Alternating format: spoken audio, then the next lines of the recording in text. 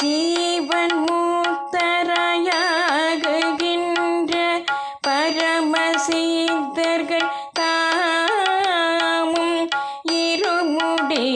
கட்டும் ஏந்தி சரணம் பாடுகின்ற பக்தர்களும் ஜீவன் முக்தராய் ஆகுகின்ற பரமசித்தர்கள் தாமும் இருமுடி கட்டும் ஏந்தி சரணம் பாடுகின்ற பக்தர்களும்